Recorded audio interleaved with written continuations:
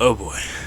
For a long time, people looked to music reviewers almost for guidance when it came to what to listen to. Before the internet, before streaming, listening to music was like a legit financial investment. You had to go out and buy a record player, CD cassette, or whatever to actually listen to the album or single that had come out that day. So people looked to places like the Grammys Committee and Rolling Stone and Pitchfork for their musical opinions to see what was worth the listen. But as the internet grew, online communities became a thing. Places like YouTube and Twitter became places where the average person could share their opinions. Any and all of their opinions, unfortunately. On top of that, music has become readily available to the masses through platforms like Spotify, so you can listen to almost any song on demand from wherever for free. But with these new advents, more and more people are starting to realize that music reviewers are very, very out of touch. But before this video continues, I need to address a potential elephant in the room. No, I'm not counting Anthony Fantano in this video. While I strongly agree with a lot, and I mean a lot, of his opinions, not only is he actually in tune with the culture, but his content is different enough to set him apart from people who work at places like Rolling Stone or Pitchfork. And also, believe it or not, you can have your own fucking opinions on things and disagree with other people. I know, it's a crazy fucking concept. But anyway, let's get to the main reason why we're here today. As some of you know, a recent article from Rolling Stone went viral as they listed what they believe to be 200 of the greatest hip-hop albums of all time. And you could say that their opinions were a bit controversial, to say the least. But I feel like this list highlights an issue that we all fail to recognize, and it's that these people are very, very out of touch. The Grammys, for example, are known for how out of touch they are, especially when it comes to the rap category. For example, for the 2014 Grammys, out of 5 nominations, there were 4 amazing contenders for Best Rap Album that year. Kanye's Yeezus, Jay-Z's Magna Carta, Holy Grail, Drake's Nothing Was the Same, and Kendrick's iconic Good Kid, Mad City. And guess which one of them won? That's right, the highest by Macklemore and Ryan Lewis. As you can imagine, the rap community was in an uproar when this happened. For most people, the album that should have won was Good Kid, Mad City. Even Macklemore said it on stage when he was getting his award that Kendrick should have won it. I would show you the clip, but the Recording Academy is very, very annoying. And we all know how YouTube is with copyright, so it's crazy how instead of the amazing album where Kendrick reflects on his upbringing and inspires the youth to not get caught in the vicious cycle that he was in the streets, the album with the Thrift Shop song on it won. Cool. Thank you, Recording Academy, for showing me some real music. You know, it really is true what they say. Rap really is like a mountain. Another notorious Grammy snob happened in 2019. Some of the nominees for Best Rap Album that year were Swimming by Mac Miller, Nipsey Hussle's Victory Lap, Pusha T's Daytona, and Travis Scott's Astroworld. And guess who won? Invasion of Privacy by Cardi B. Now, I must note before we continue, Invasion of Privacy is not a bad album by any means. Cardi B's music is very hit or extremely miss, but for Cardi B's debut album, it's pretty decent. And it did crazy numbers, and out of the half of the album that I have listened to, it's pretty good. But I don't think it deserved the win. Compared to the other 4 nominees, Astroworld, especially one of the most hyped and beloved releases of 2018, they just don't stack up. But yeah, thanks again, Grammys Committee, for showing me what real music is. And for me, this brings up another issue with reviewers nowadays. A lot of them make the attempt to be more inclusive with their judging, but it ends up falling flat on their faces when they give recognition to a project that most people do not enjoy or don't believe it deserved that level of recognition, like the snobs I mentioned. Now, there's definitely no issue with trying to be more inclusive. I mean, despite the fact that I don't think Cardi B deserved that Grammy, she's still the only female solo artist in history to win that award. Not even Nicki has won a Grammy yet, so we can definitely make an effort in being more inclusive. But at the same time, certain cases like the list we're about to go through, the quote inclusivity feels a bit shoehorned in. The 200 greatest rap albums of all time. These are the albums that have defined hip-hop history, from Run DMC to Playboi Carti, from G-Funk to Drill, from the Bronx to Houston, and beyond.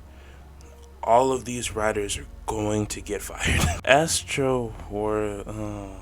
This is a bit of a spoiler, but I've seen some videos on this already. I haven't seen the full thing because I wanted the experience for myself. But Astroworld is at 200, and Invasion of Privacy is at 16 on this list. 16 of all time. So going through 17 to 200 is going to be a very painful experience. I don't know if they ranked it even lower because of the Astrofest tragedy, but like, it's just rubbing more salt into that wound.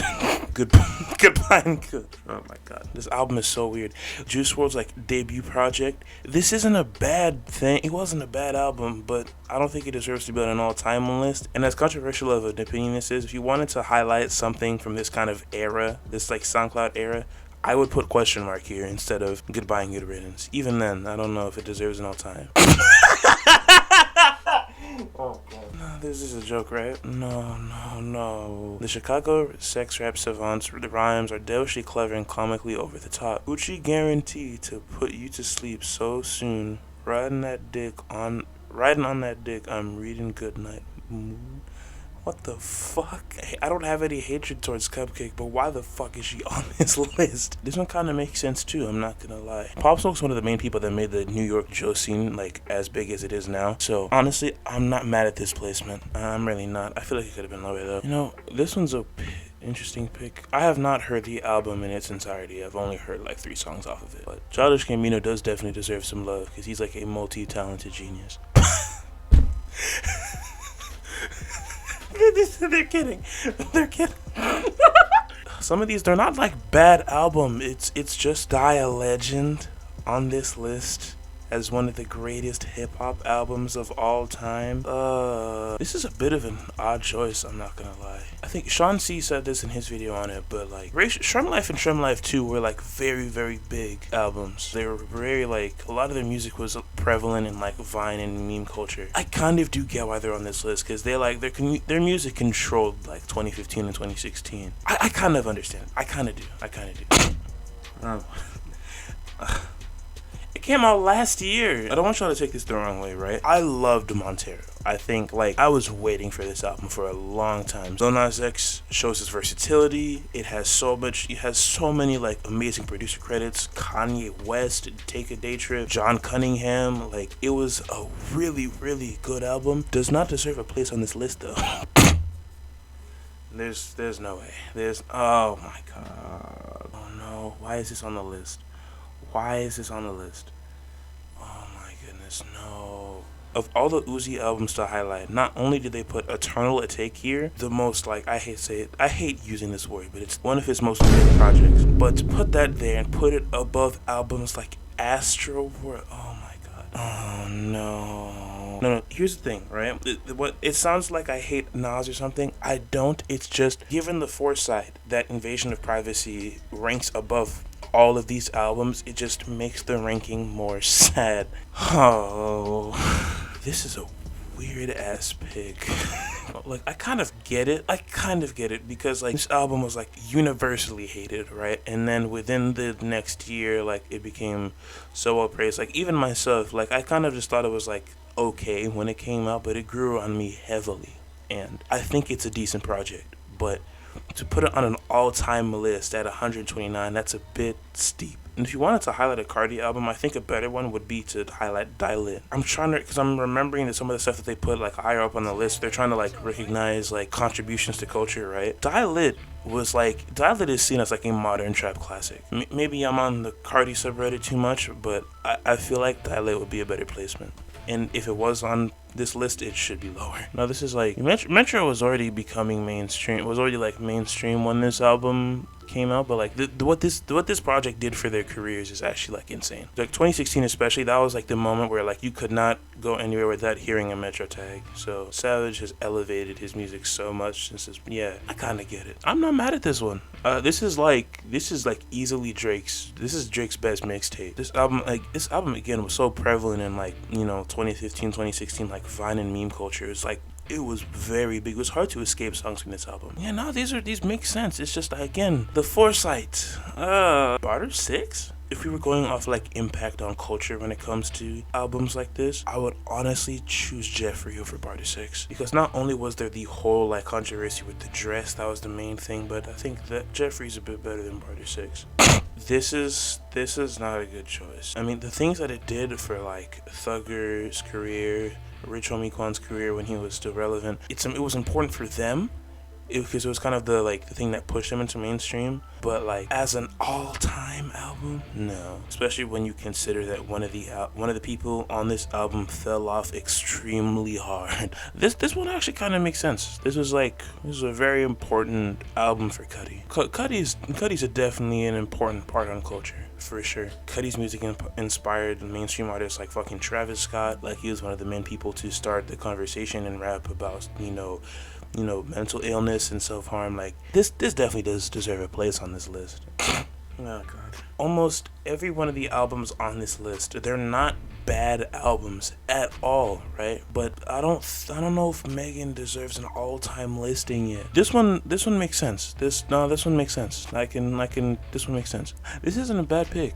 This really isn't a bad pick. I mean, where 50 Cent is now all came from this album, and this is a pretty good debut project. And it froze again. This is going to be a very hot take. A lot of you are going to hate me for this, but I think Damn is one of Kendrick's weaker projects. I know. It's not to say it's bad, but for Kendrick Lamar, this is kind of mid. Yeah, the first Culture album, I honestly think it does deserve to be on this list. Similar opinion with Shrem Life. This album was very big in the culture around this time, no pun intended. So it definitely makes sense to be on this list. It even got Grammy nominated, but I don't know if I'd put it this high. I'm very glad that this is on this list, but the foresight. This definitely deserves a place on the list. There's no question. This came out last year.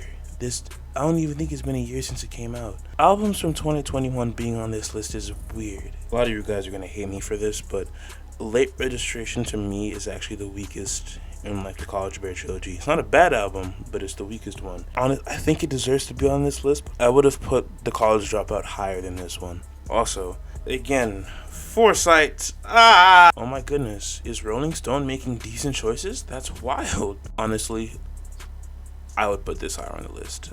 If I'm being honest, I would put it higher. There is definitely something to be said about Finally Rich and its impact. Chief Keef, at the mere age of 16, 17, was a pioneer of the drill genre. And from this album alone, he got love from people like Kanye West. He was even fucking featured on Yeezus. Chief Keef's impact on culture shouldn't go underappreciated, but 32 is pretty high. I don't know how to feel about this one. Nicki deserves some love, but honestly, it's either this or the Pink Print for me personally. Oh, come on. I don't even think I need to say it at this point why I'm upset about this ranking. DS2 was a very important album when it came to trap music. 20 is pretty high though. Honestly, this album has grown a lot on me since I first listened to it. At first, I thought it was kind of mid of the road. And I was I can't believe he followed up his best project with this. But honestly, it's grown a lot on me. I don't think it deserves to be this high, but I feel Yeezus was one of the first mainstream experimental rap projects. No, Yeezus deserves a place. I think Yeezus deserves a place on this list, just not this. Oh, there it is. I will never understand this rating. I just don't get the rating. I said this earlier, but the album itself is not bad. It's just this high on this list, if it even deserves place on this list at all. Because I don't know what they're going off of for this list. Are they going off of commercial success? Or are they going off impact of culture? It doesn't seem clear to me. Because some of it I feel they weren't the Barter 6 isn't the most well-known Young Thug project, right? But its impact on trap culture is so unique, and I'm sure that's why they put it on the list, right? For Invasion of Privacy, one of the only main reasons that I can see for them putting it on this list and putting it so high is because it won a Grammy, and because pretty sure all the songs on this album, or almost all of them, went platinum. So the album is so the album was definitely a financial success. But again, it does not deserve this placement this high, especially below so many great albums. Take Care definitely deserves to be on this list. Take Care does definitely deserve to be on this list. I don't know if I put it this high, but it does deserve a place on this list.